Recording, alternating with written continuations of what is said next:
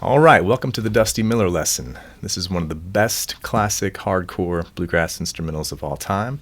What we're going to do here first is we're going to listen as we play along with Bill and the Bluegrass Boys from the original recording. He's going to play it fast, we'll slow it down again, and then we'll break it apart. So right now, let's just listen to get it in our minds, and you can see what's going on the mandolin. Here we go.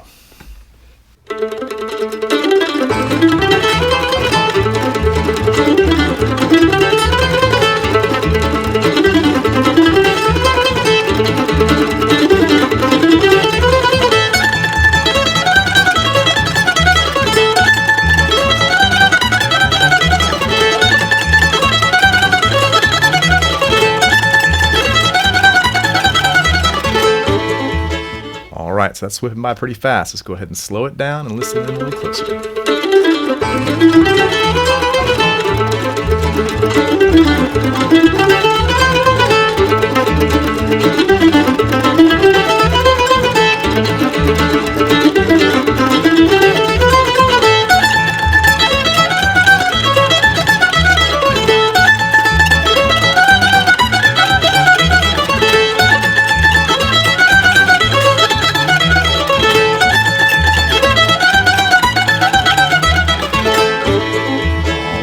Let's go ahead and slow it down even more. Here we go.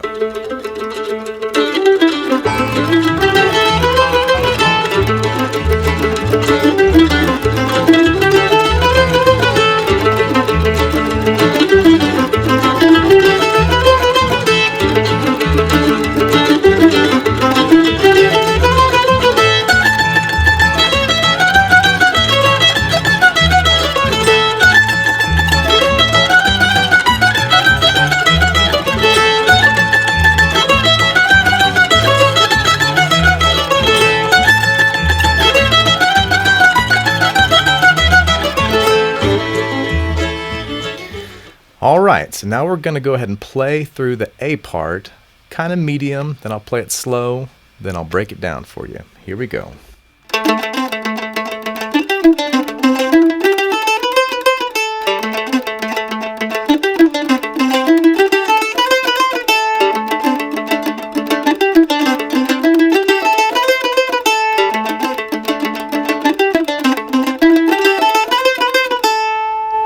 A little bit slower this time.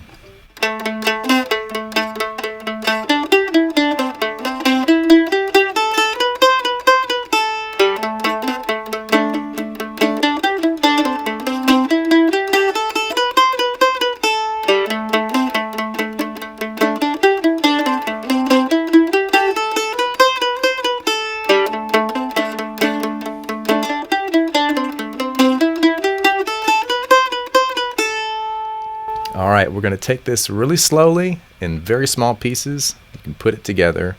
Remember, speed is not the key at this point. And here's the very first little phrase we're going to look at. Just that much right there. Okay, so where's he starting? He's starting on the 2nd fret of the G.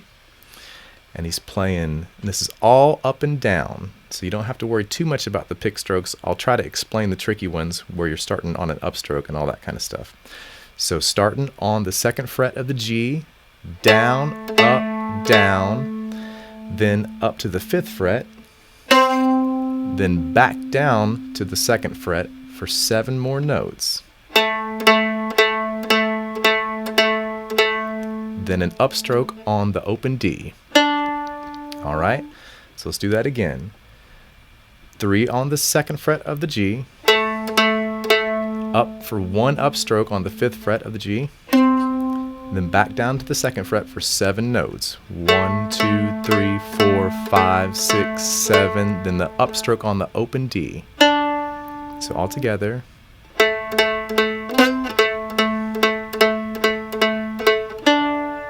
Okay, the next line sounds like this.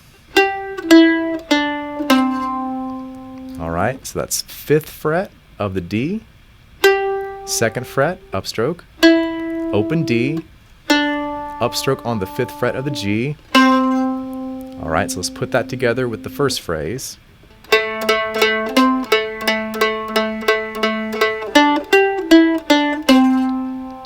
right, the next part of the line sounds like this.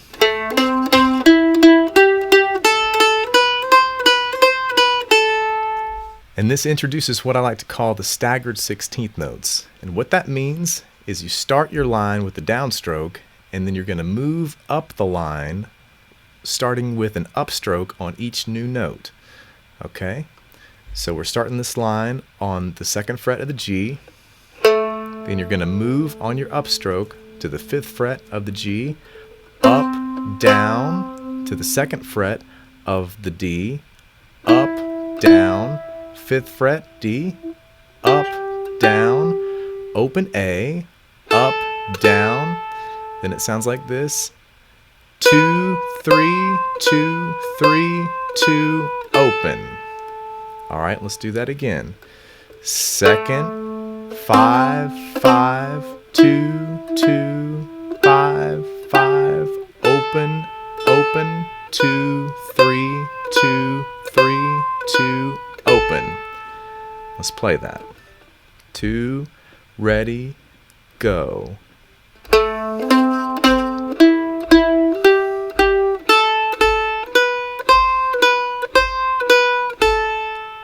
All right. You're going to want to make sure you get that as good as you can, because it's a little tricky, but with some practice you'll get it. So now the second line is very similar to the first line, but he starts off on the open G.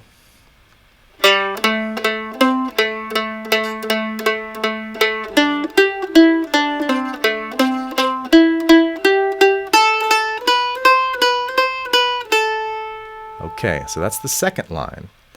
The third and fourth line are just like the second line. All right, so 2 more of those lines.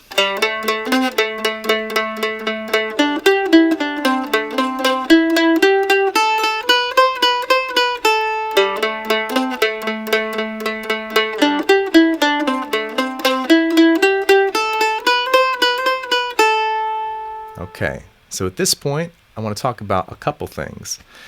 The first one is how he puts the rhythm into it. He kind of puts this chug into it, and he's accentuating the offbeat. So it sounds like this.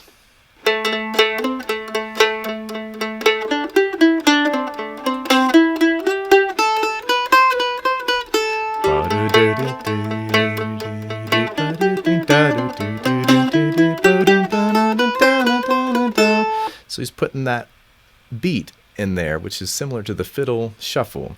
Don't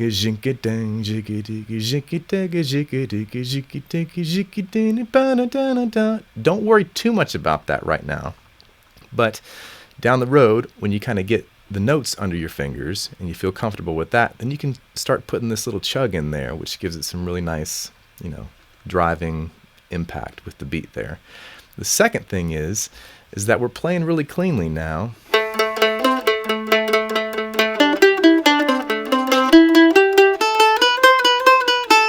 And that's good so you can learn the notes. But there's more dirt in there, and that's one of the beautiful things about Bill Monroe's style. There's a little dirt in a lot of what he does. And one of the places that kind of shows up, and a lot of people think that he plays messy, but it's really more impressionistically. Most of it's really on purpose, and it creates a great sound. And so one of the places that you're going to hear a little bit of that come into this is with the open D string. So we're fretting this right here at the 2nd fret. And that's really clean, but if you listen to the recording close, you can kind of hear that open D creep in there a little bit. You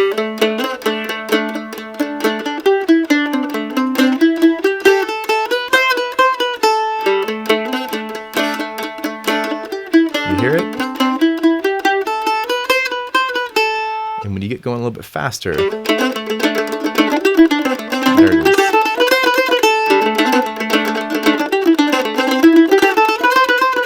Don't worry too much about that right now, but it's something that you're going to want to kind of add later if you really want to get close to the exact sound that he's getting. So let's go ahead and play through the A part all the way through kind of slowly. Here we go. 1, 2, ready, and go. And...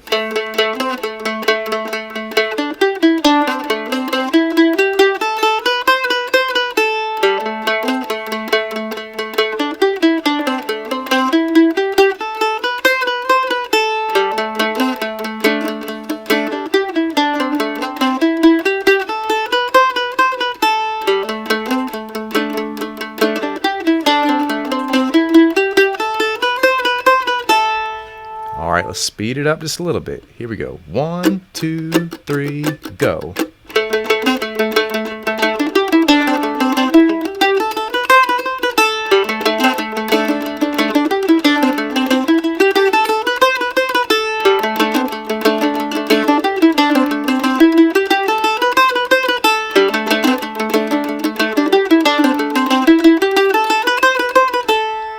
All right, so if you've gotten it up to that speed, that's great.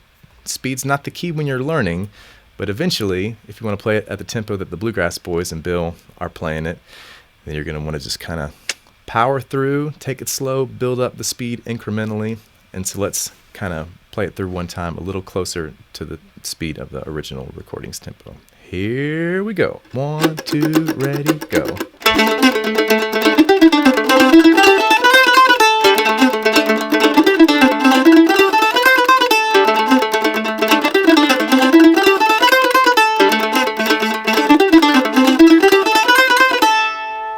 All right, so now let's take a look at the B part. I'll go ahead and play it slowly one time for you so you can hear it.